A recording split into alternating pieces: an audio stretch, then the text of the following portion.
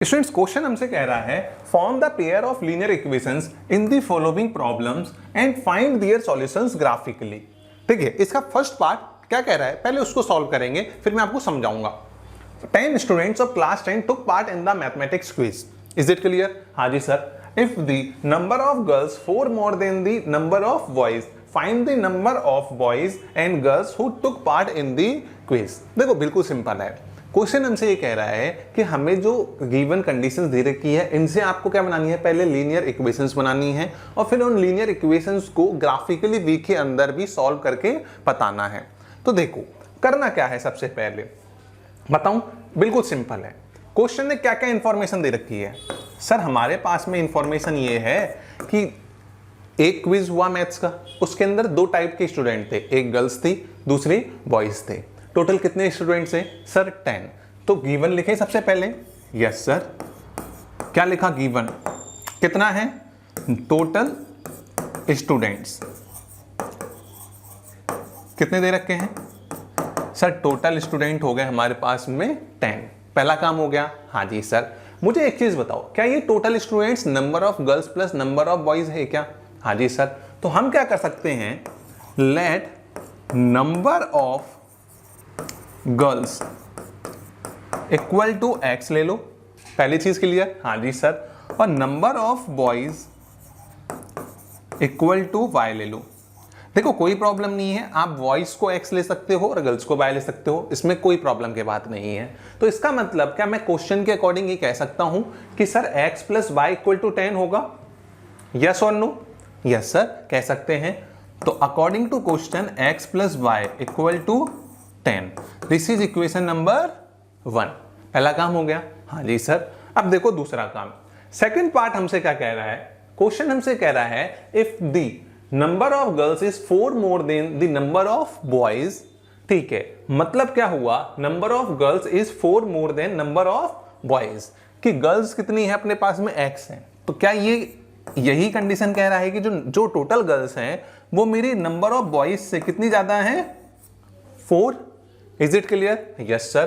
तो अब इसको देखो दो तरीके से आप सॉल्व कर सकते हो, एक तो आपका ग्राफिकल मेथड है और एक आपका नॉन ग्राफिकल मेथड है। नॉन ग्राफिकल मेथड मतलब सब्स्टिट्यूटिंग मेथड, जो अभी आगे चल के आएगा। वैसे आप पहले अर्लियर जब 10th क्लास की मैथ्स पढ़ रहे हो तो इससे पहले भी आप पढ़ चुके होंगे। मैं आपको पहले सब्स्टिट्यूटिंग समझा देता हूं, फिर मैं ग्राफिकली समझाऊंगा। क्लियर है क्या? हाँ जी सर। तो देखो सबसे सिंपल चीज, x इक्वल टू क्या है, y प्लस 4 है। तो यहाँ x की जगह पे y प्लस 4 सब्स्टिट्यूट कर दो इक्वेशन 1 में, मतलब कि x की वैल्यू को मैं यहाँ रख दूंगा। x की वैल्यू क्या है सर, x की वैल्यू है y प्लस 4 प्लस यहाँ पर पहले से ही एक y ऑलरेडी है, तो यहाँ लिख देंगे y इक्वल टू कितना आ गया सर 10। काम हो गया। हाँ जी सर। y और y मिलकर कितने बना सर, 2y plus 4 equal to sir 10। काम हो गया। हाँ जी सर। और क्या हुआ सर, और ये हुआ कि 4 को उधर भेज देंगे, 10 में से 4 गए तो कितने बचे सर, 6।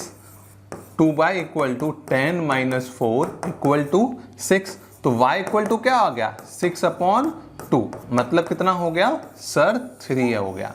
कि सर नंबर ऑफ y कौन है, नंबर ऑफ बॉयज, तो बॉयज कितने हैं उस क्विज के अंदर सर 3 है। अब y की वैल्यू सब्स्टिट्यूट कर दो किसी भी एक इक्वेशन में, चाहे तो आप इक्वेशन 2 में रख दीजिए, ज्यादा आसान रहेगा।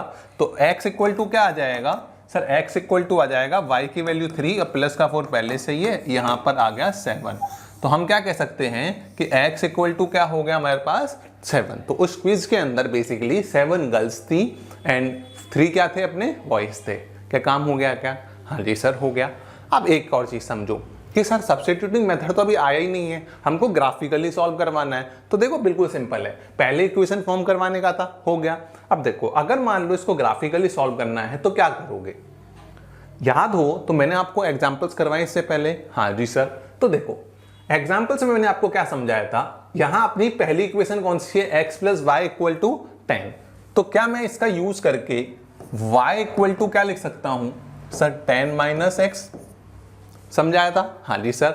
आप अपना क्या बना लो, एक बॉक्स बना लो जहां पर यहां x रहेगा, यहां y रहेगा, x की वैल्यू सब्स्टिट्यूट करो अपनी तरफ से, कुछ भी आपकी चॉइस है। मैं हमेशा सजेस्ट करता हूँ ऐसी वैल्यू यूज करा करो कि जहां पर एक बार x की वैल्यू 0 बन जाए और एक बार y की वैल्यू 0 बन जाए। इससे क्या होता है, एक्सट्रीम केस आ जाता है एक बार में।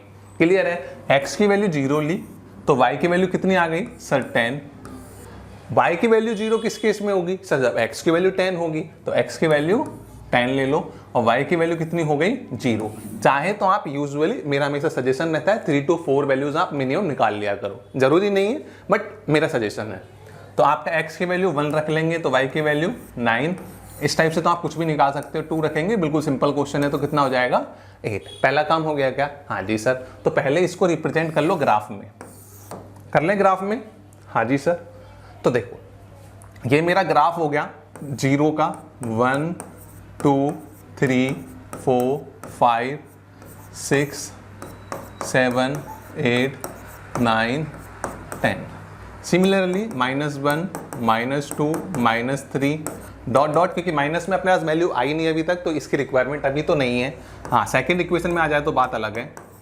-3 -4 -5 -6 -7। सिमिलरली इधर 1 2 3 4 5 6 7 8 9, ये थोड़ा पढ़ा जा रहा है और यहाँ पर आ गया 10।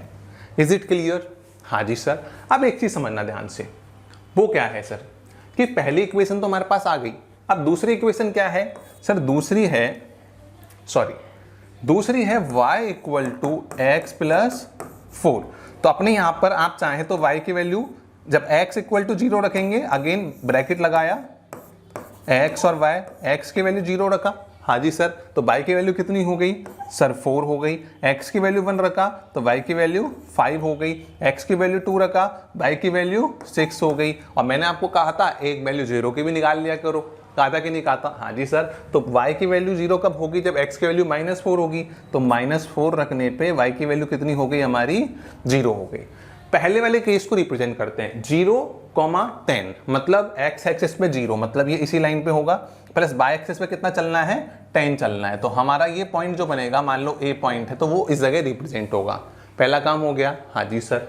दूसरा वो अगेन 10, 0, x एक्सिस पे 10 चले, y एक्सिस पे 0, मतलब ये अपना b पॉइंट हो गया। इन दोनों को चाहो तो आप मिला दीजिए, काम हो गया। हाँ जी sir. Same to same y = x + 4 के केस में x की वैल्यू 0, y की वैल्यू 4, x की वैल्यू 0, y की वैल्यू 4, सॉरी x की वैल्यू x एक्सिस पे तो वैल्यू 0 है और y एक्सिस पे 4 है। इसका मतलब ये कंडीशन बनेगी अपनी यहाँ वाली, इसका नाम रख दिया हमने p। सिमिलरली x की वैल्यू -4 और y की वैल्यू 0, ऐसा कौन सा केस है सर? ये वाला केस तो मेरा यहाँ बनेगा कि x की वैल्यू -4 और y की वैल्यू 0।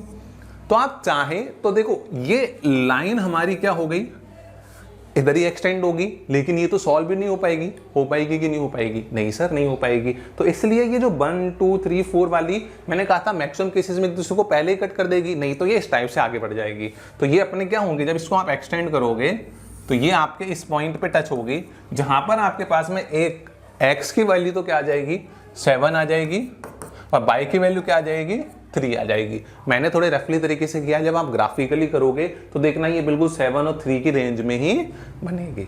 आई होप आपको सारे डाउट क्लियर हो गए होंगे। फिर भी कोई डाउट हो तो कमेंट करके पूछ लेना। मिलते हैं नेक्स्ट वीडियो में, तब तक के लिए धन्यवाद। जय हिंद।